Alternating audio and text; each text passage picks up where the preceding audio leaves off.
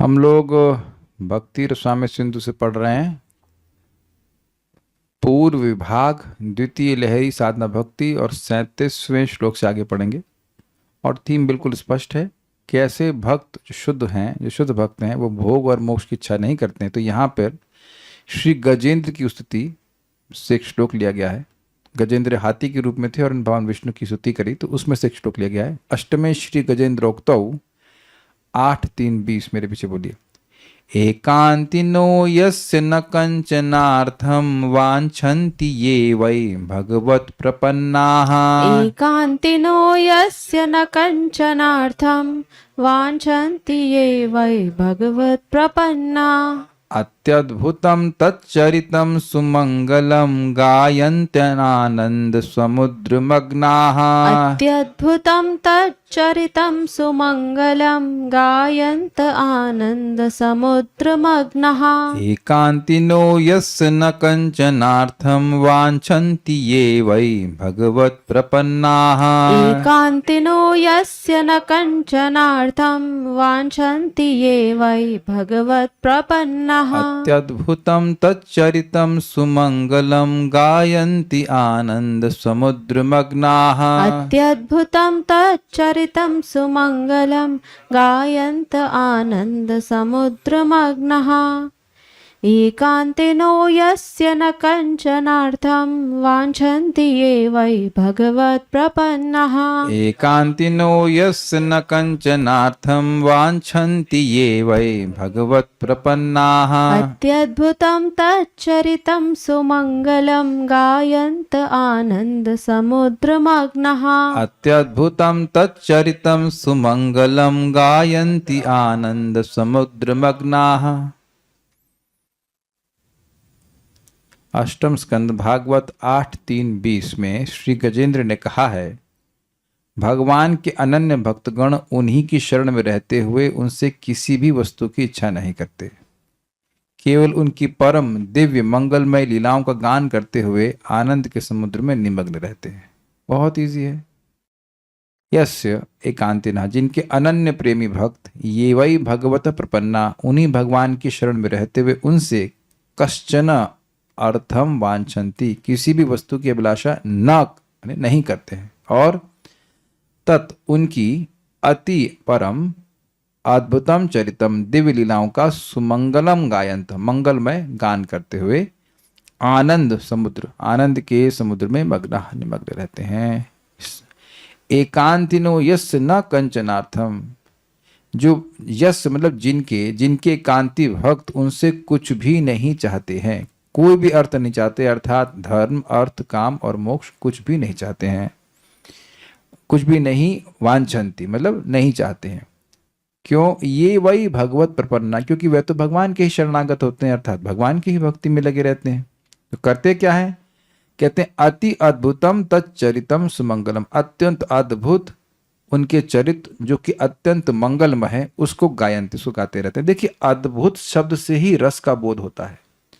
जब भी हम किसी चीज में अद्भुतता का अनुभव करते हैं तब वहां रस की अनुभूति होती है। जैसे कोई खिचड़ी बनाया, अरे यार बड़ा अच्छा बना है, तो आप पहले बोलते हैं बड़ा अच्छा बना, मतलब रस का अनुभव कर रहे हैं, और उस रस में अद्भुत रस है कि नहीं है।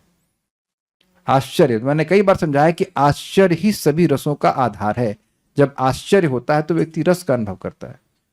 और ठीक नहीं, ठीक है, ऐसा कोई खास ऐसा नहीं। तो अब जब रस का अनुभव नहीं करते हैं तो वहां आश्चर्य भी नहीं होता। ये एकदम क्लियर समझ में आ रहा है आपको? समझ में पूछ रहा हूं, समझ में आ रहा है? मतलब अनुभव करते हैं ना, मान लीजिए कीर्तन सुने, तो बड़ा अच्छा कीर्तन है, तो वहां पे आप रस का अनुभव कर रहे हो और आश्चर्य का भी अनुभव कर रहे हो। तो अत्यद्भुतम मतलब अति रसमय, चमत्कारी रस से युक्त, चमत्कारी रस, समझ गए आशय? वाह, उस तरह से आपके चरित्र को, जो कि सुमंगल है, मंगल मतलब अविद्या का नाश करने वाला, परम आनंद देने वाले, सारे मंगल से आप पकड़ लीजिएगा उसको गाते हैं, और गा करके आनंद के समुद्र में मग्न रहते हैं। मग्न मतलब लीन रहते हैं, तो उनको भान ही नहीं रहता। भान समझते हैं? मतलब होश आवास ही नहीं रहता है कि मोक्ष क्या है, ये बात है। भक्ति सार प्रदर्शनी। जिनके एकांतिक भक्तगण किसी भी वस्तु को नहीं चाहते, मैं उनका स्तव करता हूं। इस प्रकार पर श्लोक के साथ अन्वय होगा। ये पर मतलब कहने का मतलब कि उसमें बहुत सारे श्लोक हैं, तो इसके बाद जो श्लोक है वहां पे बात आएगी कि मैं उन भगवान की स्तुति करता हूं। ये ठीक है, इतना कुछ हमारे लिए इंपॉर्टेंट नहीं। क्यों नहीं चाहते हैं, मतलब वो भक्त भगवान के अलावा और कोई वस्तु क्यों नहीं चाहते हैं? क्योंकि वो भगवत प्रपन्न हैं, अर्थात भगवत प्रपत्ति रूप महासंपत्ति से ही परिपूर्ण हैं। ये समझ में आया आपको? जब व्यक्ति के पास खूब जैसे मान लीजिए कि कोई बिस्लेरी के पानी की फैक्ट्री खोला है, तो आपसे पानी मांगेगा? क्यों नहीं मांगेगा? अरे पानी भरा पड़ा है। कोई अमृत के सागर में गोते लगा रहा हो, वहां से कोई कहे थोड़ा खाना भेजना, टिफिन भेजना। कोई व्यक्ति डिवोटी किचन चला रहा हो, तो वो कहेगा भाई थोड़ा अपने को भी रोटी सब्जी की व्यवस्था कर देना। वो उसमें उसका खजाना भरा पड़ा है। तो जो व्यक्ति भगवान की भक्ति से युक्त है, जो भोग और मोक्ष की स्प्रिया से रहित भक्ति, अन्याभिलाषता शून्य वाली भक्ति से युक्त है, तो उसको तो भक्ति करने में अनंत सुख मिल रहा है, तो वो काहे मांगेगा? तो वो खजाना क्या है? शुद्ध भक्ति है। प्रपत्ति, शरणागति, वो सब वही एक अर्थ है, शुद्ध भक्ति। तो शुद्ध भक्ति रूपी महासंपत्ति से युक्त है, इसलिए वो और कुछ नहीं चाहता है। उन सबका सुख सबसे अधिक है, इसके लिए कहते हैं वे भगवान के अति अद्भुत मंगलमय लीला का गान करते हुए आनंद में मग्न रहते हैं। देखिए बड़ी स्पष्ट बात है, मग्न व्यक्ति तब होता है जब उसको ऐसा सुख मिले जो कि किसी भी और चीज से अधिक हो। तो अब देखिए, सब लोग सुन चुके हैं तीसरे स्कंद में कि 4 कुमार ब्रह्मानंद में लीन थे, काइंड ऑफ मग्न थे। लेकिन जब भगवान के स्वरूप का सुख उनको मिला, भगवान को देखने का अनुभव मिला, तो उनकी समाधि से वो बाहर आ गए। मैंने इससे पहले भी समझाया कि भगवान श्री राम को जब जनक महाराज ने देखा तो आश्चर्यचकित होगा कि मेरा मन तो ब्रह्म के अलावा कहीं जाता ही नहीं, तो मेरा मन कैसे भगवान इस लड़के, उसको नहीं पता था राम है, उनका इस क्षत्रिय के लड़के के प्रति क्यों जा रहा है। तो इससे स्पष्ट है कि असली जो मग्नता है वह केवल भगवान की भक्ति में है, क्योंकि जो भगवान की भक्ति के सुख को प्राप्त कर लिए वह कभी ब्रह्म की ओर आकर्षित नहीं हुए हैं। Is it sinking? ठीक है, ओके, सो ये स्पष्ट है। अब यहाँ पे 9वें स्कंद के बारे में बोल रहे हैं, भगवान की उक्ति है स्वयं। 9वें श्री वैकुंठ नाथोक्तौ 9.4.67 मत्सेवया प्रतीतं ते सालोक्यादि चतुष्टयम्। मत्सेवया प्रतीतं ते सालोक्यादि चतुष्टयम्। नेच्छन्ति सेवया पूर्णः कुतोऽन्यत् काल विप्लुतम्। नेच्छन्ति सेवया पूर्णः कुतोऽन्यत् काल विप्लुतम्। मत्सेवया प्रतीतं ते सालोक्यादि चतुष्टयम्। मत्सेवया प्रतीतं ते सालोक्यादि चतुष्टयम्। नेच्छन्ति सेवया पूर्णः कुतोऽन्यत् काल विप्लुतम्। नेच्छन्ति सेवया पूर्णः कुतोऽन्यत् काल विप्लुतम्। बोलिए। मत्सेवया प्रतीतं ते सालोक्यादि चतुष्टयम्। मत्सेवया प्रतीतं ते सालोक्यादि चतुष्टयम्। नेच्छन्ति सेवया पूर्णः कुतोऽन्यत् काल विप्लुतम्। नेच्छन्ति सेवया पूर्णः कुतोऽन्यत् काल विप्लुतम्। श्रीमद् भागवत के 9:4 क्या होता 67 में श्री वैकुंठनाथ अर्थात भगवान की उक्ति है, मेरे अनन्य भक्त सेवा से ही अपने को परिपूर्ण मानते हैं। अब ये क्या है भाई? सेवा कर ली तो परिपूर्ण मानते हैं? इसको थोड़ा से ग्लिम्स से समझिए कि इस जगत में देखा जाता है कि माँ अपने बेटे को, अपने बेटी को भोजन करा लेती तो बड़ी सुखी हो जाती। तो ये थोड़ा, इसको कई बार सुन चुके, फिर सुनिए कि सेवा करने से कुछ रस मिलता है व्यक्ति को, ये समझ में आता है। तो भगवान का प्रेम जब जागृत हो जाता है तो भगवान की सेवा करने से जो सुख मिलता है उसी में व्यक्ति अपने आप को परिपूर्ण मानता है, ये बात कह रहे हैं। तो वो वैकुंठ ही है, मुक्ति की भी इच्छा नहीं करता है। देखिए अभी तक बात हुई थी कि वो सायुज्य की इच्छा नहीं करता, लेकिन अब यहां बिल्कुल स्पष्ट है कि वह भगवत धाम जाने की इच्छा भी नहीं करता। नॉट श्योर बट 3.28.36 था, ऐसा कोई लेक्चर भी सुन रहा था, 25.36 ऐसे कुछ था, प्रभुपाद का तीसरे से उनका प्रवचन था, हम लोग उसमें श्लोक सुन चुके हैं। वहाँ प्रभुपाद कहते हैं कि भक्त भगवान के धाम भी नहीं जाना चाहता। तो नहीं जाने का चाहता का अर्थ उस तरह से मत लीजिएगा कि हम किसी के घर नहीं जाना चाहते, उस शक्ल भी नहीं देखना चाहते, उस तरह से नहीं। जो शुद्ध भक्ति प्राप्त कर लिया है उसको जहां वो है वहीं इतना सुख मिल रहा है कि उसको अलग से सुख प्राप्त करने के लिए भगवत धाम जाने की इच्छा नहीं है। कुछ समझ में आ रहा है कल्याण प्रभु?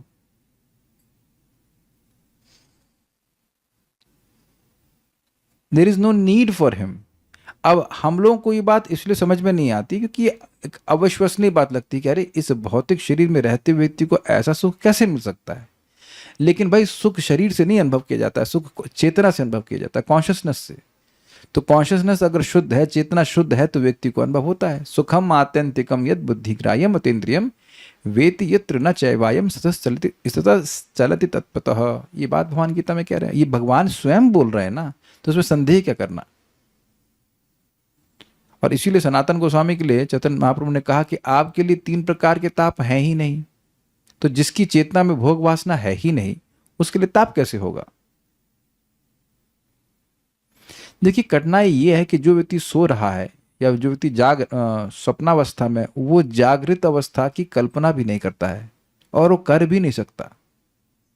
जब आज रात्रि में आप सपना देख रहे थे तो आपको पता था कि कुछ जागृत जीवन भी होता है?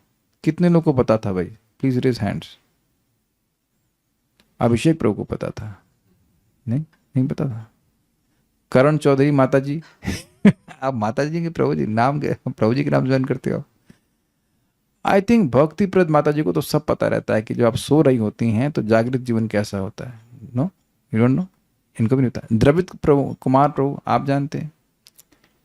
सलोनी माता जी बहुत इंटेलिजेंट हो, कह रहे हैं कि कभी कभी पता होता है अच्छा, तो आपको पता रहता है जब आप सपना देख रही होती तो आपको पता रहता है कि आप सपना देख रही हैं?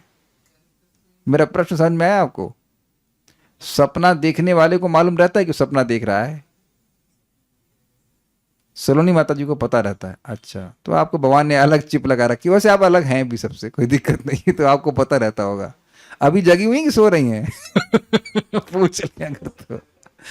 तो आप देख रहे हैं कि सपने में एकदम यही लगता है कि यही सत्य है और इतनी हंसी आती है, क्या है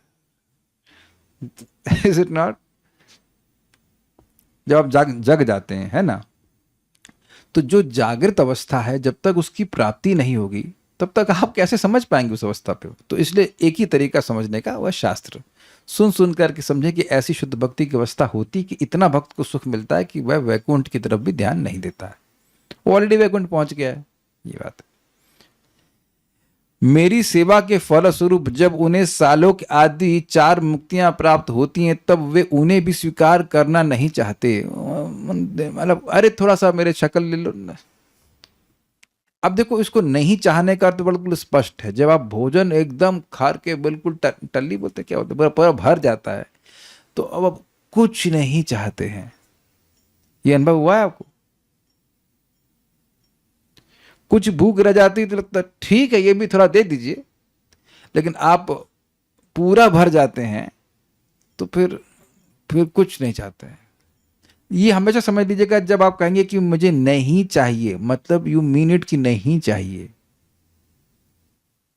समझ पा रहे हैं? ऐसा नहीं कि मुझे नहीं चाहिए लेकिन अब आपको प्रसन्न करने के लिए नहीं है, नहीं चाहिए मतलब नहीं चाहिए। Got it? तो ये बात बोल रहे हैं कि वो 4 मुक्तियां भी स्वीकार नहीं करते हैं, अर्थात मतलब सायुज जी की बात तो हो ही गई, लेकिन 4 प्रकार की मुक्तियों को भी उनको नहीं चाहिए, नॉट इंटरेस्टेड। अब एक प्रश्न है, तो फिर क्या ऐसे भक्त हमेशा भौतिक जगत में ही रहते हैं? नहीं, भगवान उनको वहां रहने नहीं देंगे, भौतिक जगत में रहने नहीं देंगे, लेकिन वो अपने आप भगवान के पास जाएंगे ही, दैट्स नेचुरल। लेकिन वो चाहते नहीं है अलग से। कुछ कॉन्ट्रडिक्शन रिजॉल्व कर पा रहे हैं? चाहते नहीं है लेकिन भगवान उनको थाम अपने भेज ही देते हैं।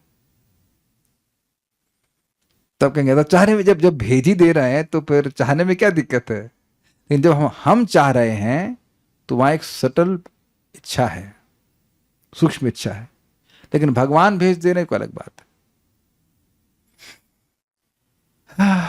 उम्मीद है कि ये बात आप समझ गए होंगे। फिर काल के चक्र से नष्ट हो जाने वाली वस्तुओं की तो बात ही क्या है, मतलब स्वर्ग आदि की सिद्धि की सब उधर ध्यान ही नहीं देते हैं। क्या प्रश्न है? चाहते मतलब मांगते नहीं है, मतलब और मांगते मतलब ऊपर से नहीं बोलेंगे, अंदर से कह रहे हैं कि। अब एक प्रश्न है मेरा, हम लोग तो रोज गाते हैं मोरए अभिलाष विलास कुंज दिवास नयन हेरिबो सदा युगल रूप राशि न तम नमो नमः। तब ये तो प्रश्न बन जाएगा। ये इस प्रश्न का उत्तर तो मेरे पास अभी नहीं है। जे तुम्हारा शरण ले तार वांछा पूर्ण होए कृपा करी करो तारे वृंदावन वासी नमो नमः। तब यहाँ तो रोज प्रार्थना चल रही है, प्रभुपाद जी ने बताया भी तब।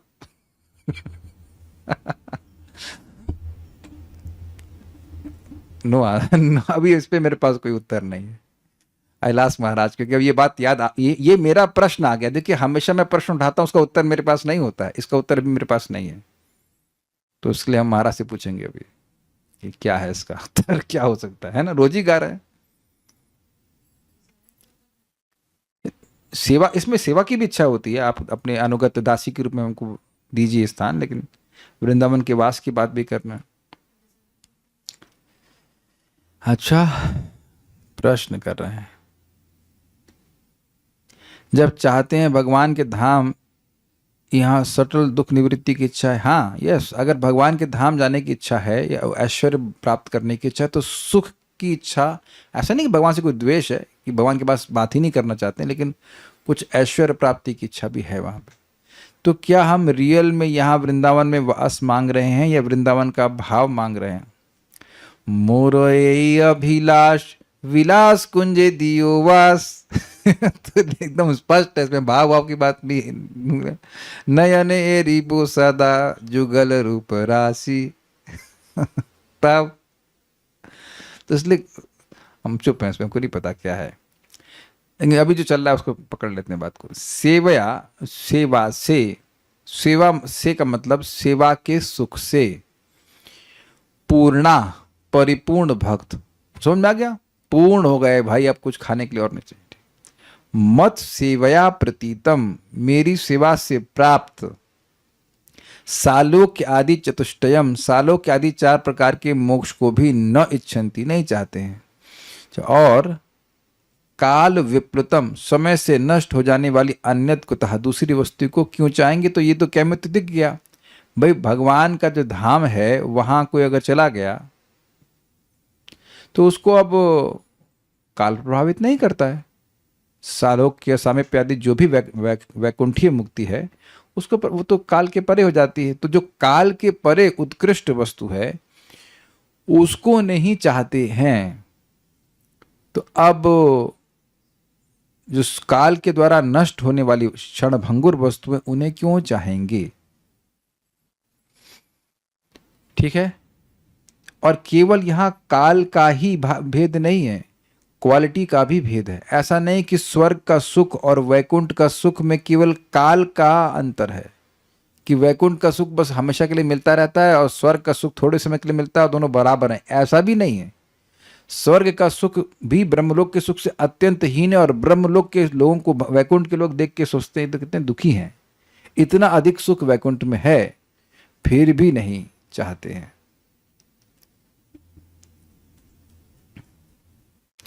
देखिए, नहीं चाहने का मतलब घृणा के अर्थ में नहीं है।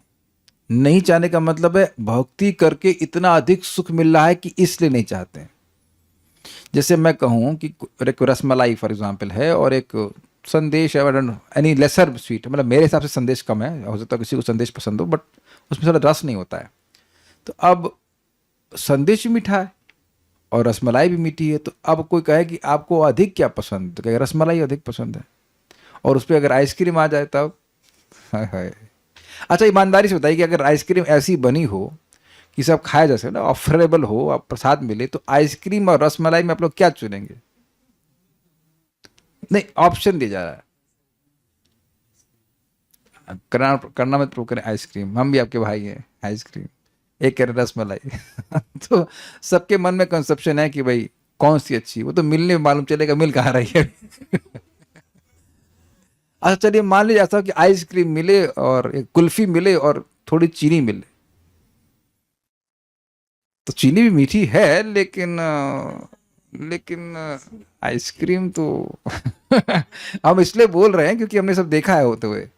परम पूज्य जयप्रताका महाराज का एकादशी वाले दिन पड़ता है व्यास पूजा, एकादशी पड़ता है, आई डोंट नो, दोनों दिन फीस्ट होता है, किस दिन आइसक्रीम बटी हमको याद नहीं है, बट 2 टाइम्स होता है ना, पहले एकादशी में बढ़ता है फिर द्वादशी फीस्ट होता है। तो उसमें देखा था व्यक्ति के पास 13 आइटम थे उसमें, और उसमें 10-11 पहुंच गए उनकी प्लेट में, और वो कंप्लेन कर रहा है यार तुमने आइसक्रीम नहीं दी। तो वो आइसक्रीम का इतना उत्कृष्ट सुख है किधर। और आप लोग देखे भी होंगे जब शादियों में गए होते होंगे, तो आप लोग सबसे पहले कौन से काउंटर पे जाते थे? आइसक्रीम से, नॉट सबसे पहले वही खत्म होता था, अग्रीड।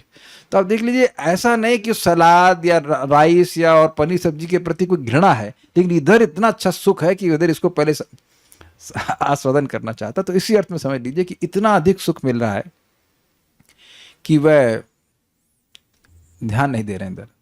मत सेवया प्रतीतम, प्रतीतम मतलब प्राप्त, ते सालोक्यादि चतुष्टयम, मेरी सेवा के द्वारा, मत सेवया मेरे भजन से, नामोच्चारण आदि से, उनको जो सालोक्यादि, सालोक साम्यप आदि जो मोक्ष हैं वो जो उनको प्राप्त हो जाते हैं 4 प्रकार के, 5वां नहीं लिखा है यहाँ पे, चतुष्टयम लिखा हुआ है, यानी कि जो सायुज जो उसको तो पहले ही बाहर कर दिया, वैकुंठीय मोक्ष के बारे में बात कर रहे हैं भगवान।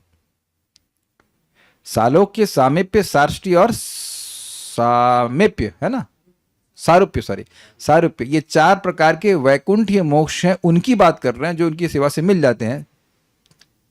तो उनको कहते हैं कि न इच्छन्ति सेवया पूर्ण, वह इच्छा भी नहीं करते हैं क्योंकि मेरी सेवा के द्वारा वह पूर्ण है।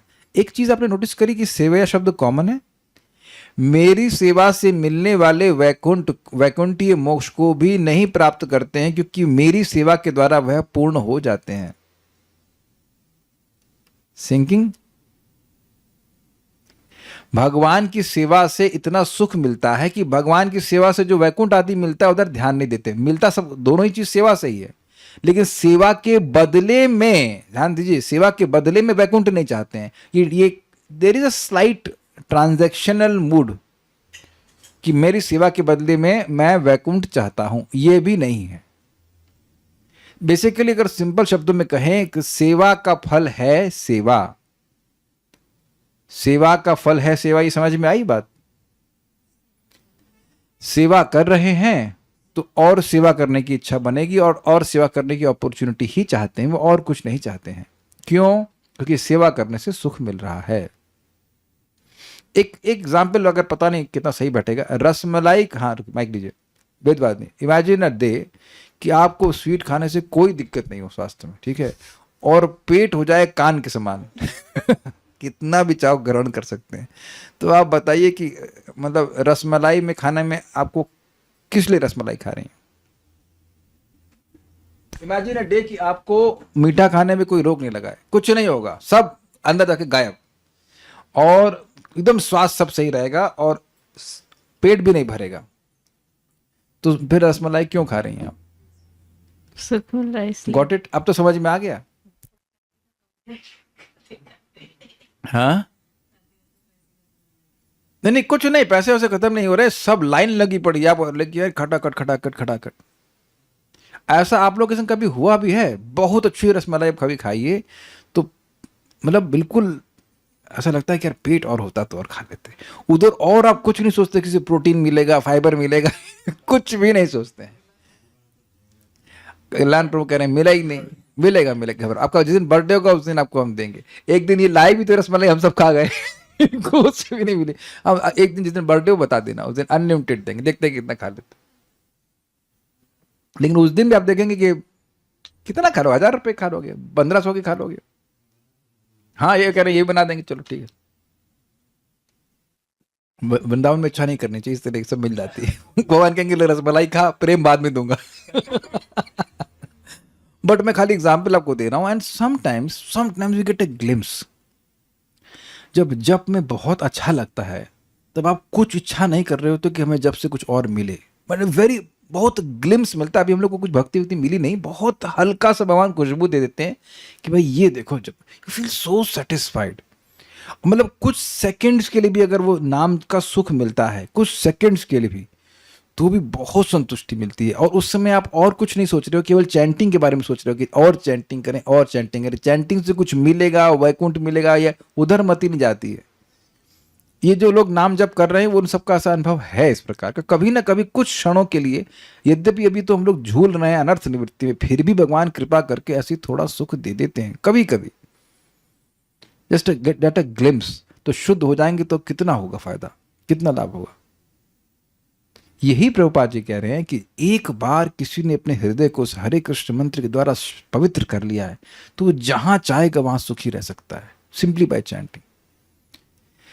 तो उनकी सेवा से वो पूर्ण रहते हैं। इसलिए कुतः अन्य काल विप्लुत, जो काल के द्वारा विप्लुत, विप्लुत समझते हैं जैसे ये समुद्र होता है ना, तो उसमें विप्लव आता है तो वो सब कुछ ढक देता है।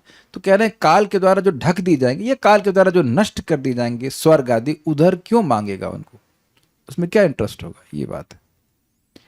ये सब सुनने से ये बात समझ में आ जाती है कि अभी भक्ति के प्रोसीजर में हमको और आगे बढ़ना है बहुत। ऐसा नहीं सोचना चाहिए कि हम बहुत अच्छे भक्त हो गए हैं या बहुत बढ़िया भक्त बन गए। It will take a lot of time, but that's a standard. भक्ति सार प्रदर्शनी, सेवा से प्राप्त सालोक्य आदि 4 मुक्तियों को नहीं चाहते हैं, फिर स्वर्ग आदि काल कवलित होने वाले को क्यों चाहेंगे। कवलित समझते हैं आप, कवल मतलब समझते हैं आप, कवल मतलब है ग्रास, वो आप तोड़ते हो ना से, थोड़ा थोड़ा खाते हैं, एक बाइट कह लीजिए, यस, टुकड़ा। तो काल का कवल मतलब जो काल का निवाला, सुना है निवाला शब्द। आप ऐसे चपाती लेते हैं तो एक थोड़ा सा तोड़ते हैं, मुंह में डाल लेते हैं, ऐसे नहीं पूरी चपाती चली जाती है, तो वो उतना तोड़ा जाता है जो पूरा मुंह में चला जाए। तो काल कवल का मतलब जो काल के पूरा मुंह में है, वो अर्थ है। ऐसा नहीं कि काल से जरा सा भी बाहर है तो काल के द्वारा खा लिया जाएगा या ग्रस्त है, उसको उसमें क्यों इंटरेस्टेड होंगे। देखिए ये बात बुद्धिमानी का लक्षण है। अगर कोई वस्तु हमको मिल रही है, अगर मान लो अच्छी भी है और वो बहुत थोड़े समय के लिए मिल रही है, तो व्यक्ति उसमें इंटरेस्टेड नहीं होता है। हर व्यक्ति स्थायित्व मांग रहा है। मान लीजिए कोई लड़का है, शादी करना चाहे, कह रहे मैं 1 दिन के लिए शादी करूंगी, नहीं 2 घंटे के लिए। कोई लड़की बोलेगी तो कौन शादी करना चाहेगा, या सेम लड़का कोई बोले, या नौकरी दे, हाँ साहब बिल्कुल नौकरी मिल रही है आपको, कितना 5 मिनट के लिए, तो 5 मिनट के लिए कौन नौकरी करना चाहेगा। अच्छा किराए का मकान चाहिए, हाँ मिल जाएगा, कितना, बस कल खाली कर देना। तो कहीं होटल दे रहे हो कि तुम। तो अब देख रहे हैं कहीं भी अस्थायित्व का हम देख लेते हैं तो उसमें आसक्त नहीं होते। Do you agree.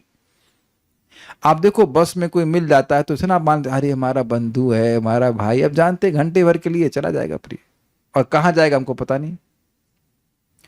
अगर अस्थायित्व आपको इस जगत में कहीं दिखने लग जाएगा तो वहां आप आसक्त नहीं होते हो। आसक्त तब होते हैं जब अस्थायित्व नहीं दिखता है, and then we try to hold on to things which we intuitively know will be taken away from us. कुछ समझ रहे हैं मैं क्या कह रहा हूं। तो जो बुद्धिमान लोग हैं, जो बुद्धिमान भक्त हैं, वो अस्थायी वस्तुओं के लिए भक्ति नहीं करते, ये बात बोल रहा है। और स्थायी भक्त स्थायी चीजों के लिए भी नहीं करते, तो अस्थायी के लिए क्यों करेंगे, ये कह रहे हैं। वैकुंठ तो स्थायी है, उसके लिए भी भक्ति कर रहे, तो फिर अस्थायी वस्तुओं के लिए क्यों करेंगे। अब ये अगला श्लोक तो बहुत इजी है, इसी तरह का हम लोग पढ़ चुके हैं। हमने पढ़ा था वृत्तासुर की प्रार्थना में। सेम वे में 10वें स्कंद में नाग पत्नियां, ये कालिया वाला एपिसोड है, उसमें नाग पत्नियां भगवान श्री कृष्ण की स्तुति करती हैं। 10.16.37 सेम है, व्याख्या की जरूरत नहीं पड़ेगी। न नाक पृष्ठम न च सार्वभौमम न पारमेष्ठ्यम न रसाधिपत्यम। न नाक पृष्ठम न च सार्वभौमं न पारमेष्ठ्यम न रसाधिपत्यम। आप वही गलती करी जो पिछली बार करी थी, परंपरा में गलती। पिछली बार भी न सराधिपत्यम कर दिया तो ठीक है, फिर से बोलिए। न नाक पृष्ठम न च सार्वभौमम न पारमेष्ठ्यम न रसाधिपत्यम। न नाकपृष्ठं न च सार्वभौमं न पारमेष्ठ्यं न रसाधिपत्यम्। न योग सिद्धिर अपुनर्भवम वा वांछन्ति यद पाद रजः प्रपन्नाः। न योगसिद्धिरपुनर्भवं वा वाञ्छन्ति यत्पादरजः प्रपन्नः। बोलिए। न नाकपृष्ठं न च सार्वभौमं न पारमेष्ठ्यं न रसाधिपत्यम्। न नाकपृष्ठम न च सार्वभौमम न पारमेष्ठ्यम न रसाधिपत्यम। न योगसिद्धिरपुनर्भवं वा वाञ्छन्ति यत्पादरजः प्रपन्नः। न योग सिद्धिर पुनर्भवम वा वांछन्ति यत् पाद रजः प्रपन्नाः।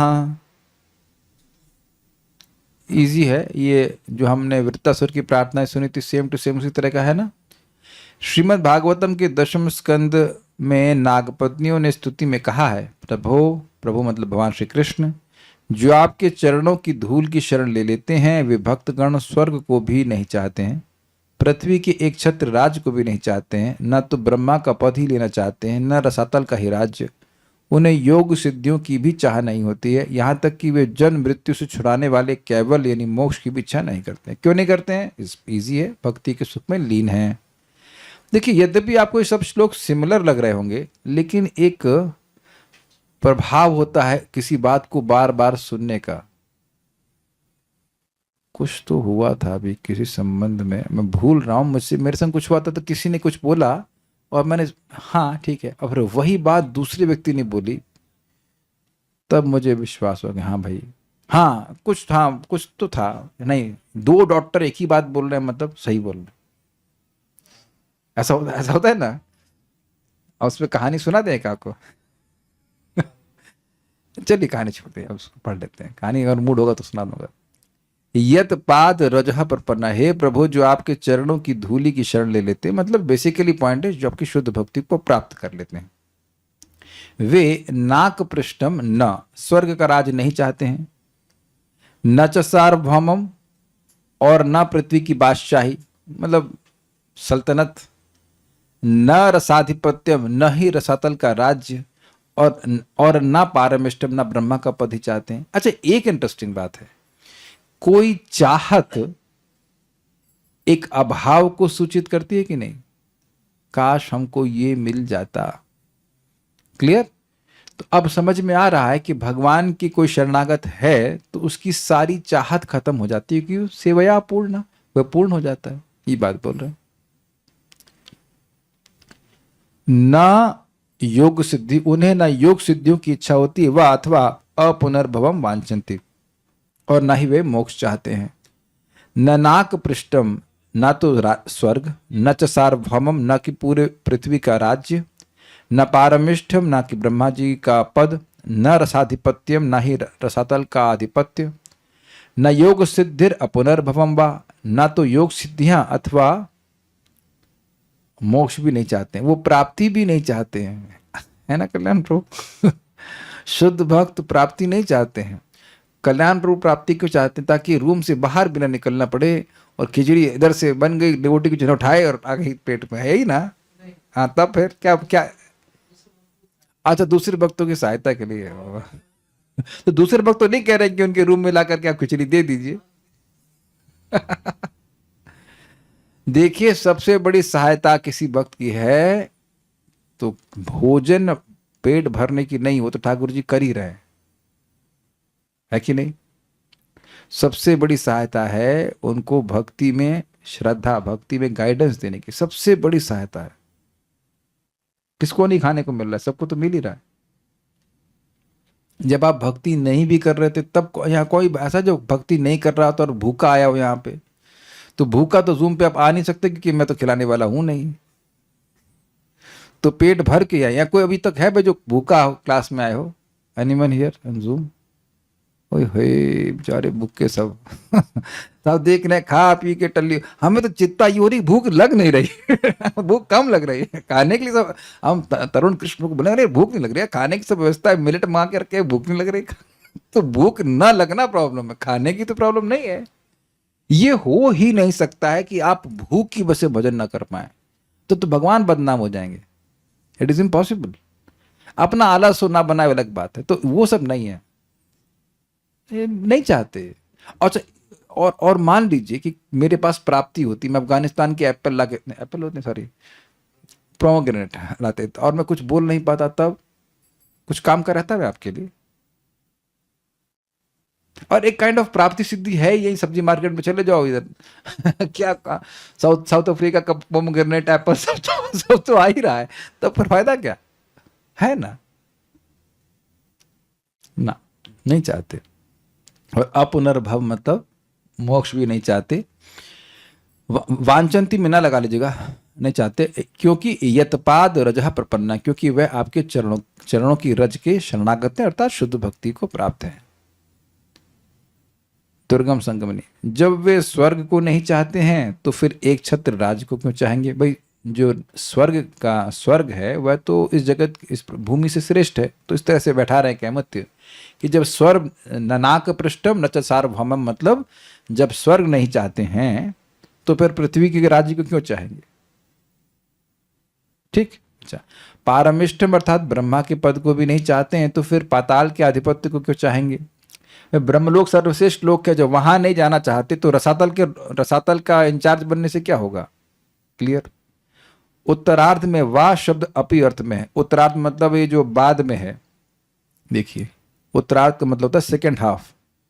न योग सिद्धिर अपुनर्भवम वाह, तो वाह का अर्थ अथवा लिया गया है, लेकिन यहां पे श्रीला जीव गोस्वामी कह रहे हैं वाह मतलब अपी, यानी कि योग सिद्धि नहीं चाहते और मोक्ष भी नहीं चाहते हैं, मोक्ष भी नहीं चाहते। ठीक है। पाद रजह शब्द से भक्ति विशेष सूचित होने से गाढ़ प्रतिपत्ति सूचित हुआ है। इसका क्या मतलब है? भगवान के चरण रज का वह आश्रय लेते हैं, इससे यह सूचित हो रहा है कि ये विशेष भक्त हैं और भगवान के प्रति विशेष रूप से शरणागत हैं, इसलिए इतने उन्नत और इतने आनंद में हैं कि वह मोक्ष भी नहीं चाहते। इतनी बात बोल रहे हैं, चरण रज से ये बात है। आप देखो बार बार भक्तों को यही बोला गया, हम तो भगवान के चरणों की रज बनना चाहते हैं, यही बोला गया है ना। चैतन्य महाप्रभु क्या बोल रहे हैं? स्थित धूली सद, क्या श्लोक है भाई? बहुत दिन से नहीं बोला तो स्लिप कर रहा है। मम जन्मनि से भवतात भक्ति रहे तो कि ऐनंद तनुज किंकरम पतिताम माम विश्व में भवाम बुधौ कृपया तव पाद पंकज स्थित धूली सदृशम विचिंतया। हे नंद के तनुज, हे श्री कृष्ण, मैं इस जगत में पड़ा हुआ हूँ और मैं इतना चाहता हूँ कि आपके चरण कमलों की धूली के रूप में आप मुझे स्वीकार कर लीजिए। तो यही हाईएस्ट परफेक्शन है एक भक्त के लिए, मतलब शुद्ध भक्ति प्रदान कर दीजिए, ये बात कहते हैं। इसके आगे वाला जो श्लोक है वो थोड़ा सा टफ है, वेद स्तुति से, तो उसको हम जल्दी से नहीं ले पाते, तो उसको हमने कल लेंगे। दुर्गमवात्म कर श्लोक है, उसको हम कल देखेंगे भगवान ने चाहा तो।